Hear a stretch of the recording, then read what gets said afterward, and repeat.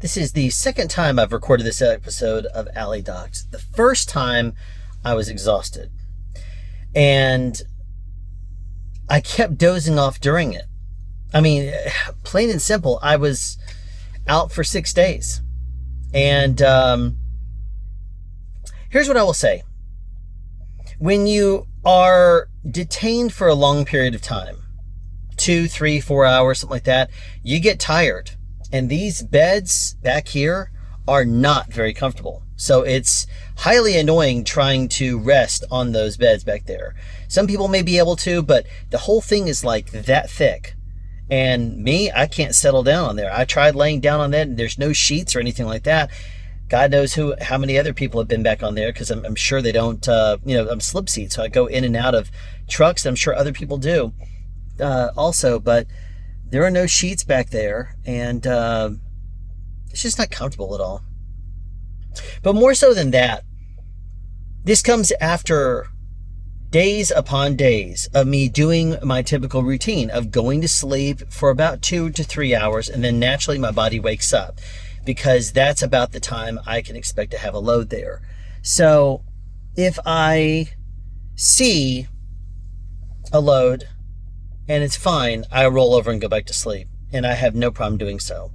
If the load is bad, if it doesn't work right, then I end up having to wake up and call the office and then, complain about that. And by then, my heart starts pumping and I start, getting all amped up. Then I can't go back to sleep. So then I can only survive off of like 3 hours of sleep, and I'm fine on my wellness check for the first few hours. But over the course of the shift, I get really tired. Not really super like gonna drive off the road wobbly tired, but I get to the point where I'm like, frustrated. And when I pull up to a place and I have to stop because I am poorly scheduled and I have to wait for like an hour and a half before 4 o'clock comes around and they open up, then it ends up being very annoying for me. And I end up getting tired. And that's the kind of situation I was in last time I recorded this episode of Alley Doc. I'll tell you what I'll do is I will put a link to it right up there in the corner right now. You can see it. Or you can watch it as at the end of this episode. But I tell you, my brain was really fuzzy. I kept dozing off while I was doing this recording.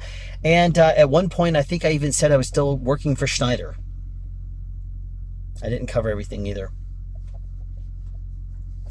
If only they would schedule me properly, where every single day I didn't have to worry about my schedule. I could just wake up after 6-7 hours and then go to work and my schedule's there. That'd be so nice. The way it is right now, though, sometimes my schedule is really messed up. And this week was one of those situations. Real quick, I keep on receiving emails that say I have a 0% fuel compliance score. 0.0%. I don't know what that means.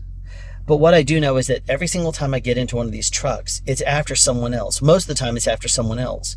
And they leave the truck at like 50% fuel, if not less.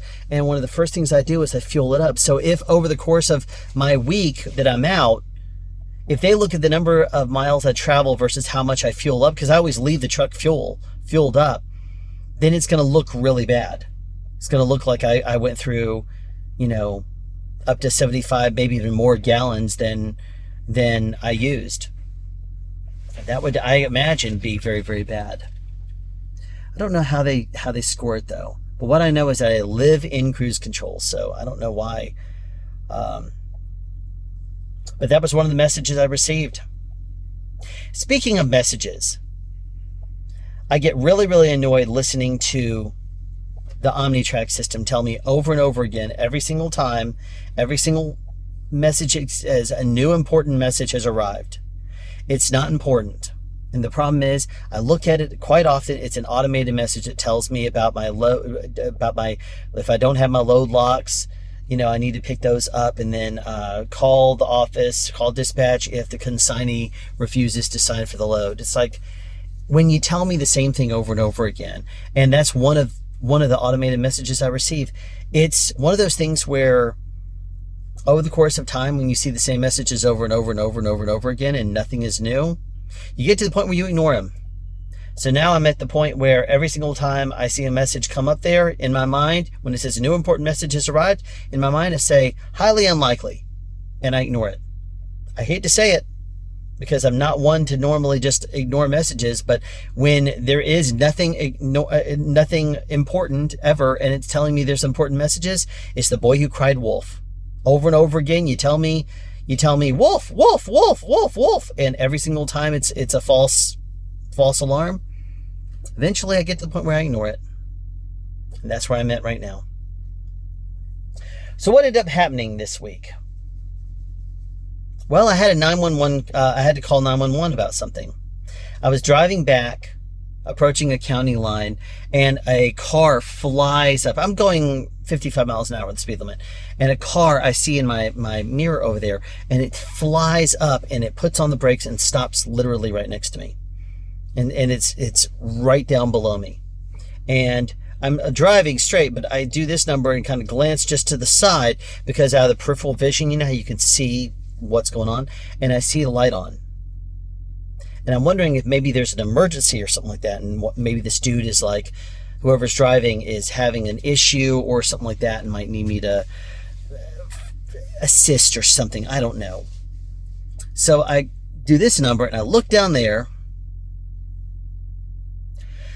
and this dude's light's on. He's just looking at me, making eye contact while stroking himself right there out in the world to see, whoever is out there.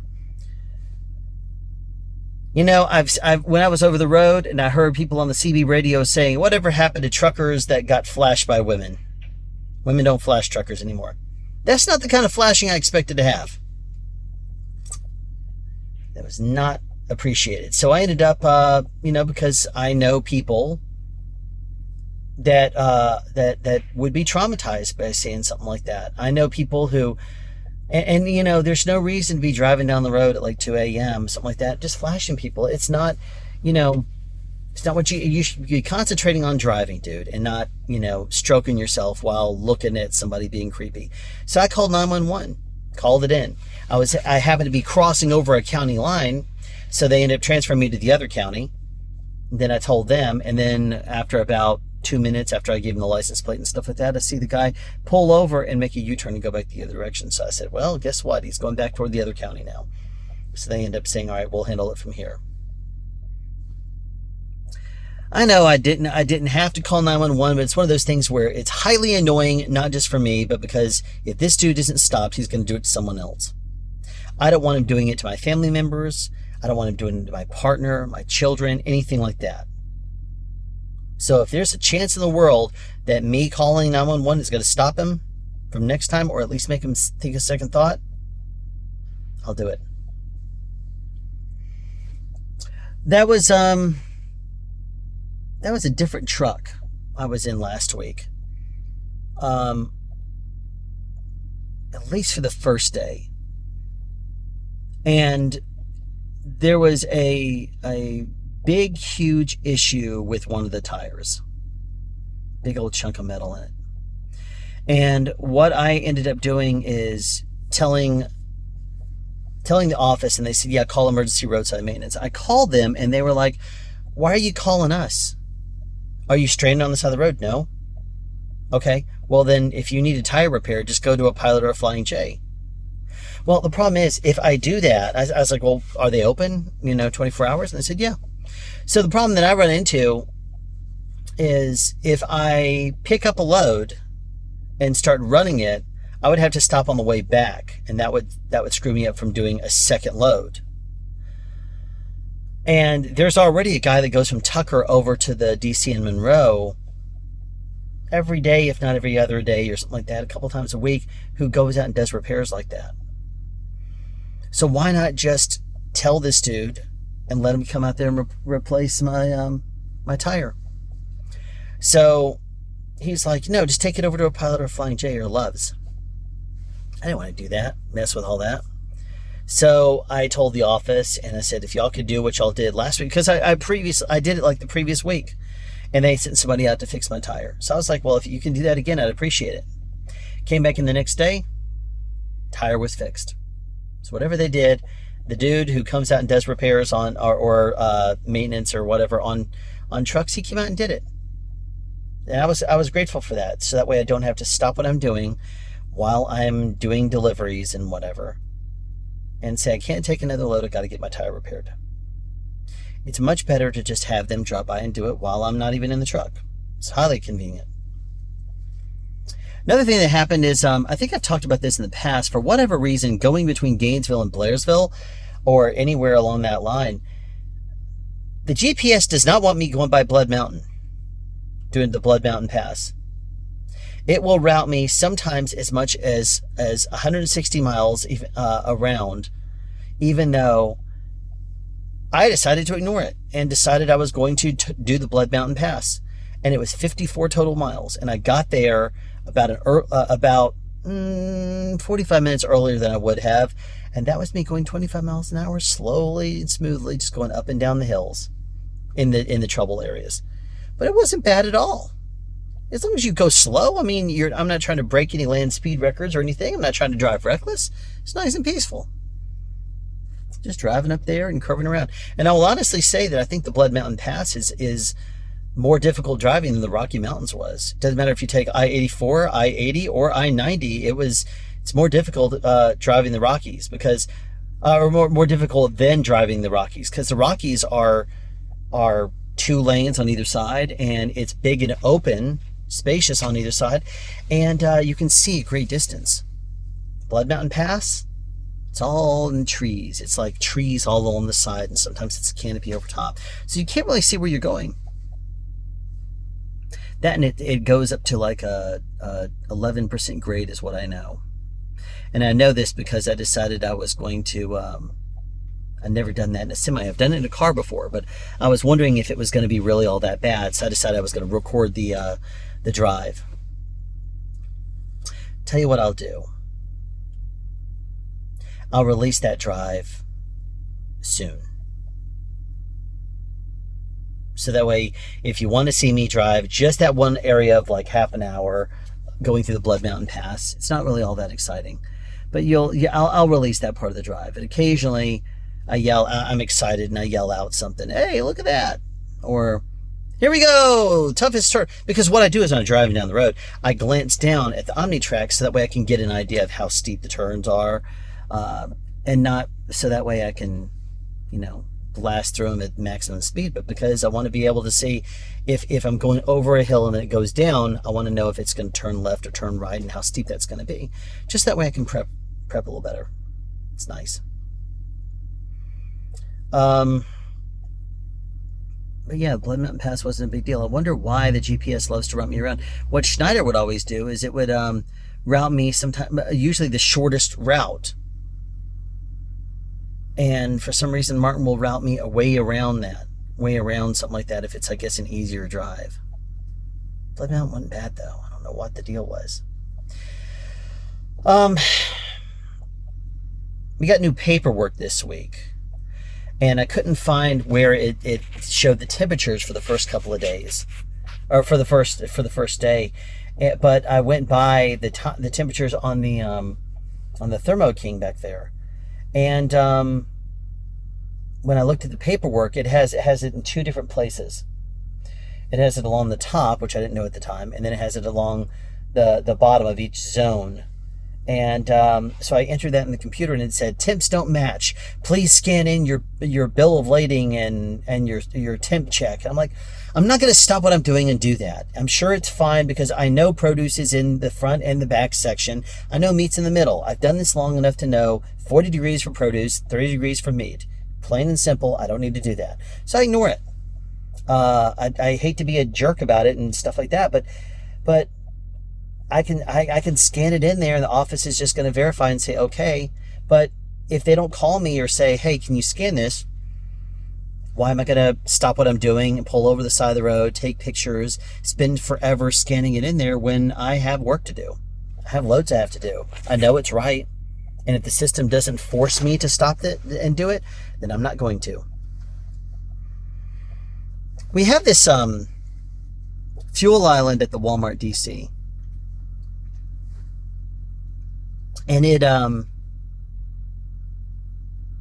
even with the fuel, where the fuel intake is on the trailer, right above that on the trailer. So like if the trailer is here and then on the middle of that is where you would fuel up, right above that on top of the trailer is a sensor. And that sensor corresponds with a sensor that's at the Walmart DC.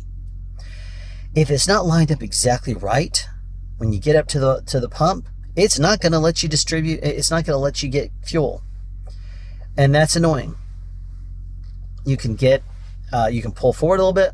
It's not going to let you. You can pull up forward a little bit, back up. It's not going to, because apparently, from talking to one of the techs, one of the mechanics, it needs to clear. So I need to pull all the way out and let the system clear before I can pull back in if it didn't acknowledge me to begin with.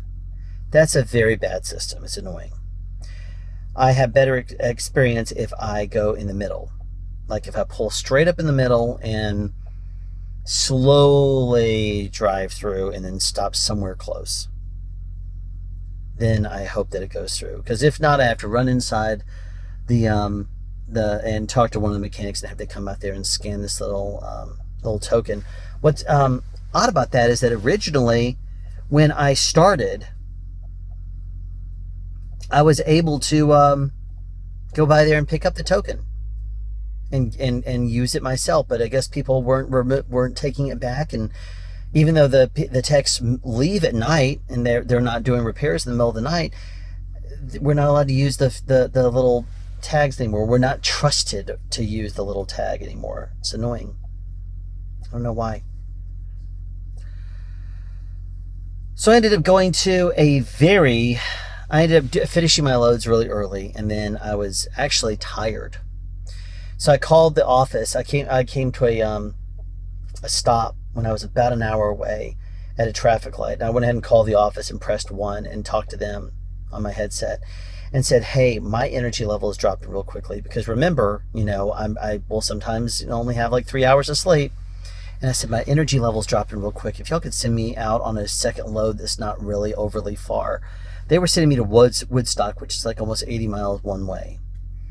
And I was like, if you could not send me that far. Oh, don't worry. We were sending you to Marietta instead. That's like 10 miles less. Jeez. I was like, can you send me anyplace else because my energy level is dropping? Well, that's what we have for you. Okay. So I drove out there, got to that Sam's Club. And there was a truck pulled up there. And then there was another truck that was lined up. I get out and tell him I'm in a Walmart, and so I should have priority. He's like, I've been here longer. They don't care anything about the order here. And I'm like, well, I'm driving a Walmart trailer. I have precedent and priority over you. And he's like, well, no, I've been here longer, and they don't play that game here. So anyway, they unloaded the other truck that was there. I went ahead and went inside. Sure as the world. Manager was like, I don't play those games here. He says you're no more. You have no more priority than he does. He's got a whole truck of water he's going to unload, and then you can unload yours. So I had to wait an hour and 45 minutes for this guy to finish unloading water. And then I got in there, only for them to take an hour and 15 minutes because they apparently had their cardboard compactor died earlier in the week. So cardboard was all over the place, boxes stacked, just everything all over the place. And their employees were just all over the back shuffling around. And so there's one person pulling from the trailers and taking them all the way across the other side of the Sam's Club to put in the fridge and freezer. So it took forever. I was there for over 3 hours. So annoying. And then by that point, my time had expired. My time was running out. I was not going to have time to get back. I had 3 hours left on my drive clock. So I ended up putting in a request to extend my day, because one of the luxuries you have if you start and finish at a home location is you can request to have your day extended. As long as you don't exceed 11 hours of driving, which I wasn't going to, then you can extend your day from 14 to 16 hours, as long as you still have 10 after. So I did that. I ended up getting back at about 14 hours and 45 minutes. But that was really annoying. And then I talked to the office, and they're like, no, you have priority. You definitely have priority. So I'm like, all right, well, I'm not going to play nice next time. I'm going to say, no, I'm driving a Walmart trailer. I'll call my office or whatever else and raise a fuss or whatever if it means me getting this thing done, because I sat around way too long. And the other guy was just like, yeah, I just got to go to Douglasville after that, and then I'm done. I'm like, yeah, well, I've been driving all night also. And he started later than I did.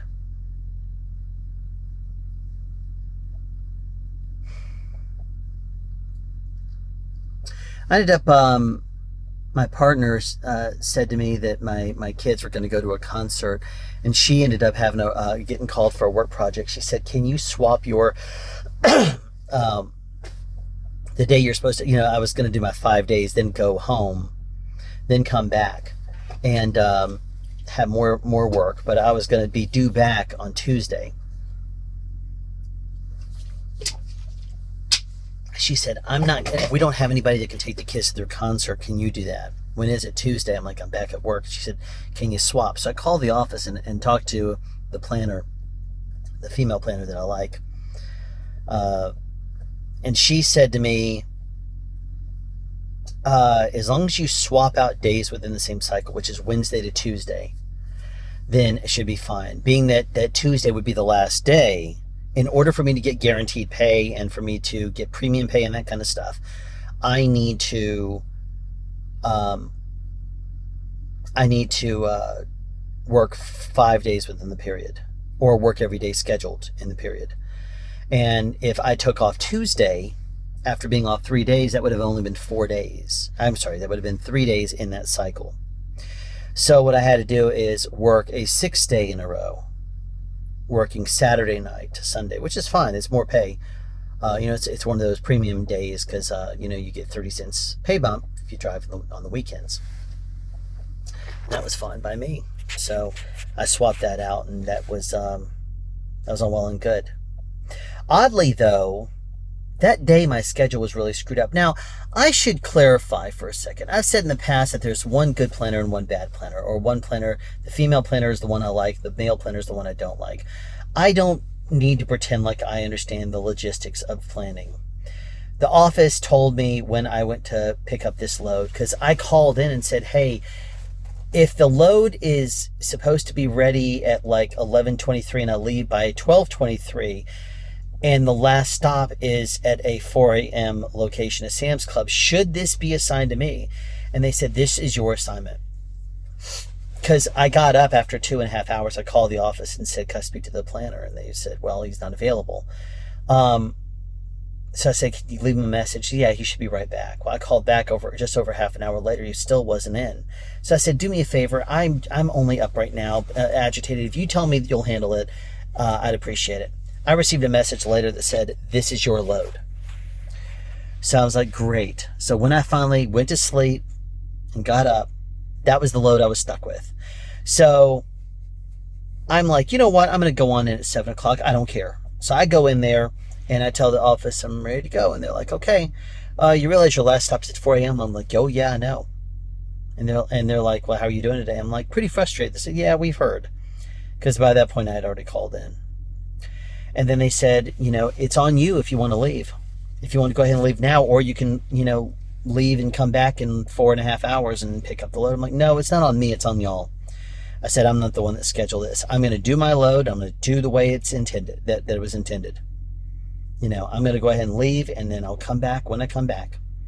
But I was scheduled this. I called in 8 hours ago and asked them to change it, and they wouldn't. So this is my load, and I'm going to start it when I start.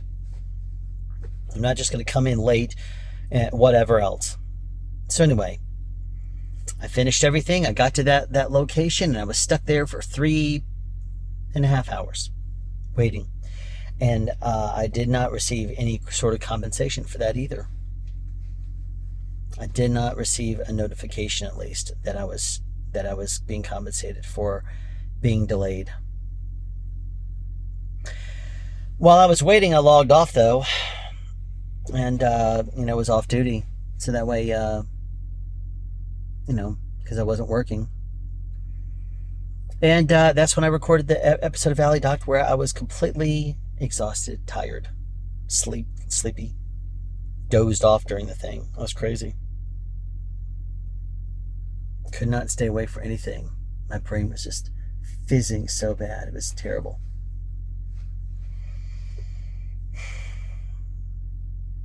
Also had another incident the other last week where I was leaving. I pushed back an hour at some point because of the really screwed up schedule that I had with the 16-hour day and how it pushed me a little bit late. It pushed me an hour, 45 minutes late by the time I did my post trip and stuff like that. I ended up telling the office that I was going to have to come in at 8 p.m. as opposed to 7 p.m. And that pushed me late. So when I got my next job, what was really weird to me is they said, you'll do your first, you'll drop off your trailer, and then when you're done, have it swept out, and then go to this egg farm I've gone to in the past. Now, not a big deal, except that the egg farm doesn't open until 7 a.m. And when I got there, it was like at 4 something. So again, I'm waiting there forever. And then I come to find out that the people aren't coming into the office now until 8. They said 7. The office, when I called dispatch, they said, yeah, we have it as them not coming in until 8. So just hang out, honey. I'm like, more waiting. It's because Walmart didn't plan things correctly, in my opinion.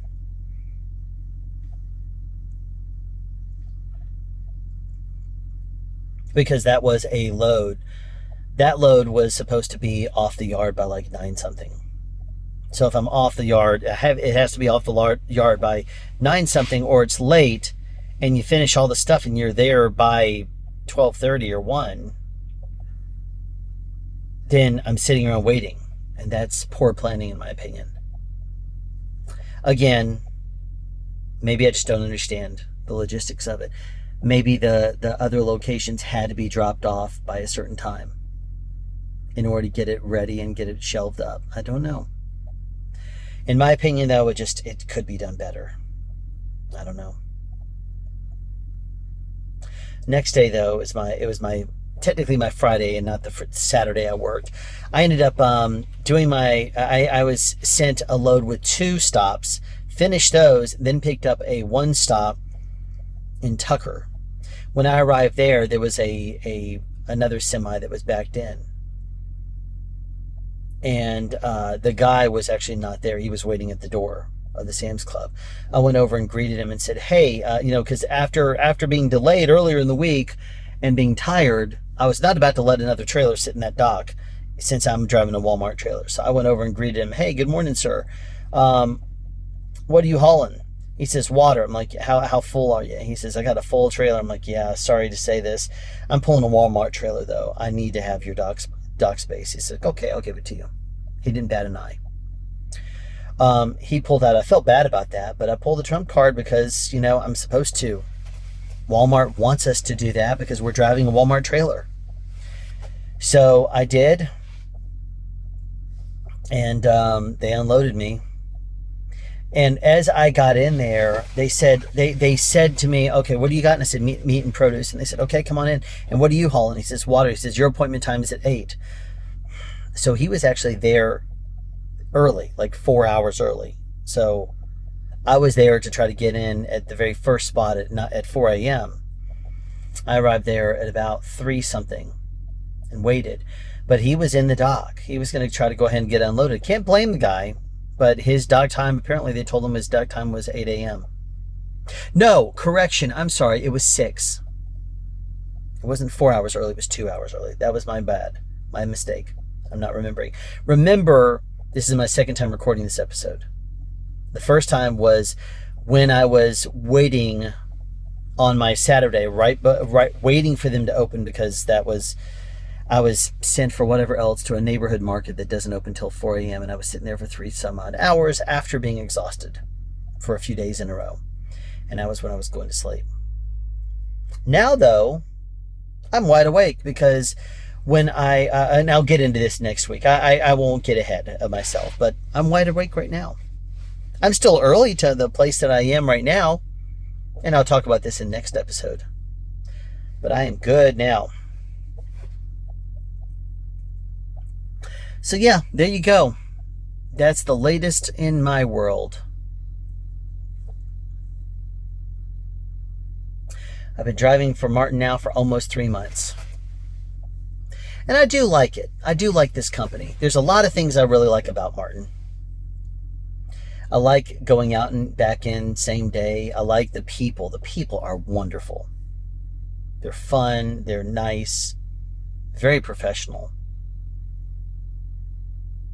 If there's one thing I don't like about it, it's that sometimes they schedule us really tight, and there's nothing they can do. It's not really the scheduler's fault, but by the time I go out to a second location, by a second stop, and I come back in, I am looking at my clock. I'm within an hour, and I'm like, man, I've been out for 14 hours. And sometimes I feel like it's a little greedy, but I mean, they schedule me where they can send me. They have a second load for me. I go out. I have to do it, right? And if I have the hours, might as well send me out for either another 1 or 2 stop or a back haul of some sort. Take a full trailer, drop it off, pick up an empty, take it to the back haul, and then bring it back in. Can't really blame him though. I mean, if you have a driver there for five days, 14 total hours, you really want to try to maximize that. And most of us want to try to get money anyway. So can't really blame him. I just wish that that the schedule was always one that I didn't have to work a 14 or work like a 13 and change. Because sometimes I tell you, you get really, really tired, especially when you wake up at 2 or 3 hours into the day. And then after sleeping, and then you're not able to get back to sleep because you're amped up by the time you talk to the office and tell them that you need them to schedule you on something else. Or are you sure I should do this load? But, yeah. I do not like being tired, though. I'm not going to drive tired. I'll take a nap, even if it's just leaning my head back here if I need to. But man, I was tired the other day. Really tired. And I also ended up, because I knew after being 3 days in a row of me rolling over and trying to go back to sleep and just tossing and turning, unable to because I was amped up due to getting really weird loads, I knew I was going to have to do something. So I ended up knocking myself out with melatonin. Have not taken melatonin in years. I had 1 pill left. It was probably expired in all honesty. But I took that, and then I took 2 pills of valerian root, which is 1,000 milligrams, and that's a lot. Normally I take 1 capsule of valerian root, which is 500 milligrams, which is on the smaller side. What valerian root does, if you're not familiar, is that it will calm your brain a little bit. It doesn't make you tired. It just helps you to, as you're going to bed, not think about so many things. So it kind of calms you a bit. So that way you can rest, go to sleep. If I take another valerian root after I'm awake, it calms me, but I'm not able to get back to sleep because I'm not I'm not well rested, but I'm not tired anymore because I'm amped up. So I may need to get some more melatonin so that way I can rest properly when I need to. I hate to say it, but, kind of got to do it every now and then, I guess, if it means I get adequate sleep. Because I don't like being fatigued. Fatigue is what will hurt or kill you. And I don't want to be fatigued.